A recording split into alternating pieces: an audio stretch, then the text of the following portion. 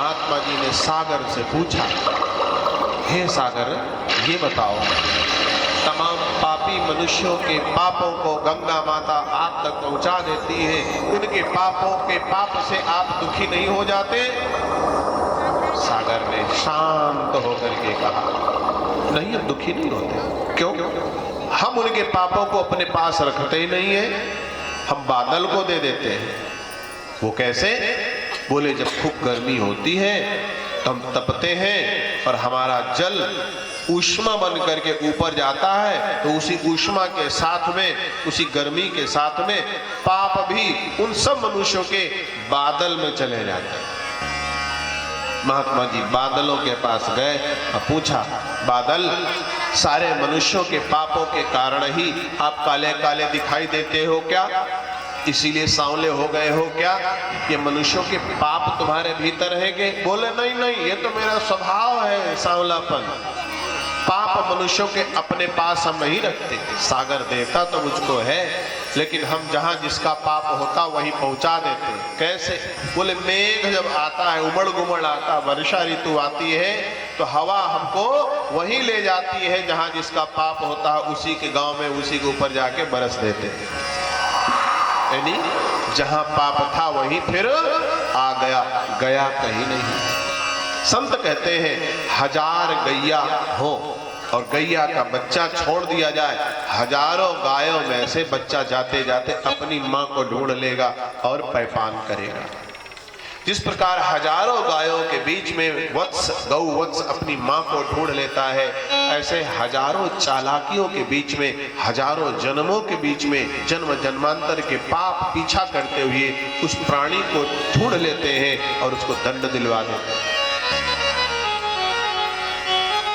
अंधा था धृतराष्ट्र, लेकिन 100 पुत्र मारे जाएं, ऐसा पाप उसने नहीं किया था। भगवान श्री कृष्ण से पूछा तो भगवान कृष्ण ने बताया था कि पूर्व जन्म में तुम्हारे ऐसे पाप थे जिसके कारण तुम्हारे 100 के 100 पुत्र मारे गए। भीष्म पितामह जी को भी भ्रम हो गया था, इतने महीने हम सरसैया पर विश्राम कर रहे हैं, इतना, तो उनको भी दर्शन करा दिया था, ऐसे ऐसे आपने कष्ट दिया था, सो आपको ये कष्ट मिल रहा है। कर्म प्रधान विश्व करी राखा, कर्म प्रधान विश्व करी राखा, कर्म प्रधान विश्व करी राखा, कर्म प्रधान विश्व करी राखा, जो जस करई सो तस फल चाखा, जो जस करई सो तस फल चाखा, जो जस करई सो तस। जो कोई जैसा कर्म करेगा फल देगा भगवान। यही है गीता का ज्ञान, यही है शास्त्रों का ज्ञान। मौसम चाहे जो आए जाए, नहाओगे नहीं तो गंदे हो जाओगे। मौसम चाहे जो आ जाए, पढ़ोगे नहीं तो फेल हो जाओगे। मौसम चाहे जो आ जाए, किसानी में मेहनत नहीं करोगे, खेतों में, तो अनाज नहीं होगा। युग चाहे जो आ जाए, कलयुग, त्रेता, द्वापर, अगर आप कर्म करोगे, कर्म सत्कर्म नहीं करोगे तो पाप आपको छोड़ेगा नहीं। न तो कलयुग में कम हो न तो ज्यादा हो, बल्कि सत्कर्म थोड़ा करो तो बढ़ जाते हैं, पाप तो बढ़ते ही, सत्कर्म थोड़ा करने से बहुत बढ़ जाया करते हैं। ये यज्ञ सामान थोड़ी ना है, सामान्य यज्ञ नहीं है। इस कलिकाल में इतनी यज्ञ कर पाना, इतना सत्संग कर पाना बहुत बड़ा पुण्य की बात है, बहुत बड़े पुण्य की बात है। आप कहोगे, अरे हमारे बचपन में इतनी बड़े यज्ञ होती थी, तब की बात जाने दो। जैसे जैसे कलयुग बढ़ रहा है, वैसे वैसे थोड़ी भी पूजा, थोड़ी भी कथा, थोड़ा भी सत्संग, थोड़ा भी दान अधिक फल देने वाला हो रहा है। अगर आप भागवत कथा सुने हो तो परीक्षित जी ने जब कलयुग को मारने के लिए तलवार निकाली थी, रे दुष्ट तू यहाँ कैसे आ गया, तो उसने हाथ जोड़ करके कहा था, हुजूर सब बुराइयां हैं लेकिन एक अच्छाई हमारे में है। क्या? हमारे युग में, हमारे जमाने में जो कोई थोड़ा भी करेगा तो उसको बहुत ज्यादा पुण्य मिल जाएगा, तो छोड़ दिया था। इसी एक गुण पे परीक्षित जी ने कलयुग को छोड़ दिया था। अष्टावक्र जी ज्ञानोपदेश दे रहे हैं पिप्पलाद जी को। कहां? आरण्यक में। देवर्षि नारद इस श्रीमद् प्रज्ञा पुराण के माध्यम से आगे कहते हैं क्या? भाई आलोक तिवारी जी पधारे हैं, बहुत पुराने आपके बीच के हैं, थोड़ा दूर चले गए हैं, लेकिन इनका मन वहां ज्यादा नहीं लगता, गांव में यज्ञ हो रही है, सो पधारे हुए हैं, भगवान को पुष्पांजलि अर्पित कर रहे हैं। ओम गुरु ब्रह्मा गुरु विष्णु गुरुदेव महेश्वरः गुरुदेव परब्रह्म तस्मै श्री गुरवे नमः। मातरं भगवतीं देवीं श्रीरामं च जगद्गुरुं पादपद्मे तयो श्रित्वा प्रणमामि मुहुर्मुहुः प्रणमामि मुहुर्मुहुः। अपने जननी जन्मभूमि से स्वर्गादपि गरीयसी, अपनी जन्मभूमि स्वर्ग से भी अधिक प्रिय रहती है। कोई व्यक्ति रहे कहीं भी रहे, लेकिन अपनी मातृभूमि को हमेशा याद करता रहता है। तो पधारे हैं, तिलक कर रहे हैं, स्वागत है, खूब खूब आशीर्वाद। गांव से जुड़े रहो, गांव में सब बढ़िया बढ़िया चलता चलाता चले। माल लाए हैं, काम में बता दिए हैं, कल्याण हो सब भागवती रहो। मशहूर चीज लाए हैं मैगलगंज की, समझ जाओ। जान जनैया जान गया, वो न जाने को। बिटिया तुम जान पाई कैमरे वाली काला है, मैगलगंज वाला माल लाए हैं। भाई आप ही सब लोग मैगलगंज वाले हो तो जान ही गए। जैसे जैसे मीठा मीठा इनका स्वभाव है और मीठी मीठी काया है, से मीठा मीठा लाए हैं। ए महाराज जी बाद में मिलेगा भी, यहाँ नहीं, यहाँ डिब्बा न करो,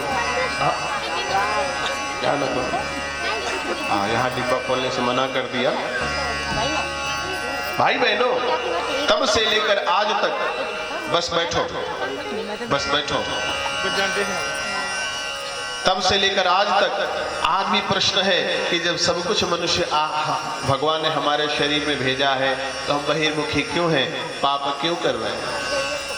कोई चाहता है कष्ट हमको मिले? हे भैया, कोई चाहता है फेल हो जाए? कोई नहीं चाहता, फिर भी क्यों कष्ट वाला काम करता है?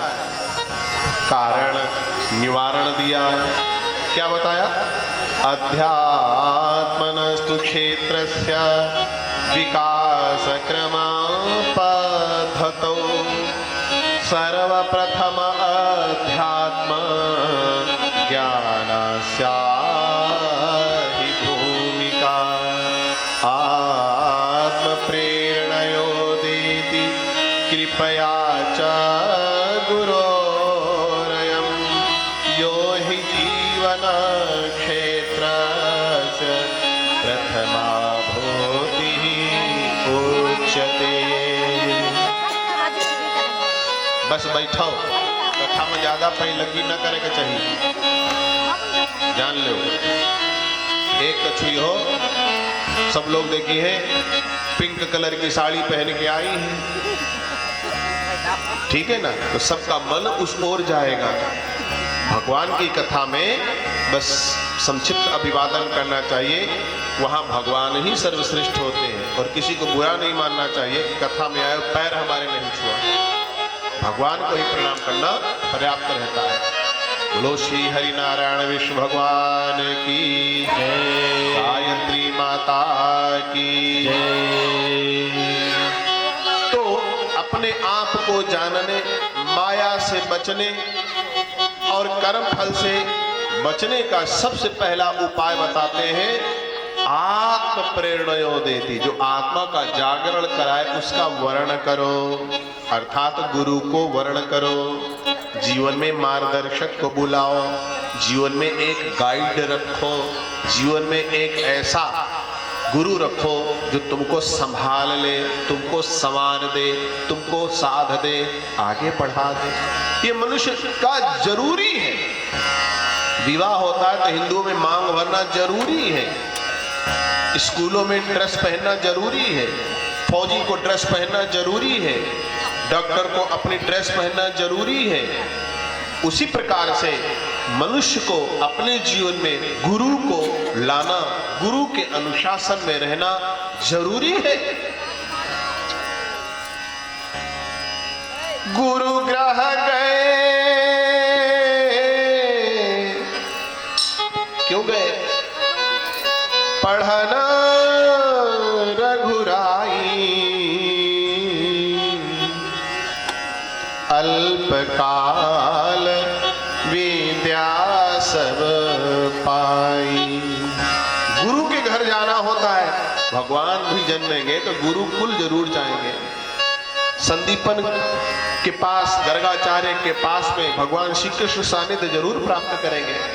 गायत्री परिवार के संस्थापक परम पूज्य गुरुदेव हिमालय में जाकर अपने गुरु से मार्गदर्शन जरूर प्राप्त करेंगे।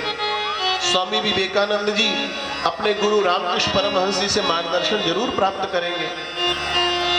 दयानंद सरस्वती जी पाखंड खंडनी पताका को फहराने वाले, आर्य समाज की स्थापना के पहले दोनों नेत्रों से ब्लाइंड, अंधे अपने गुरु विरजानंद की बात जरूर मानेंगे।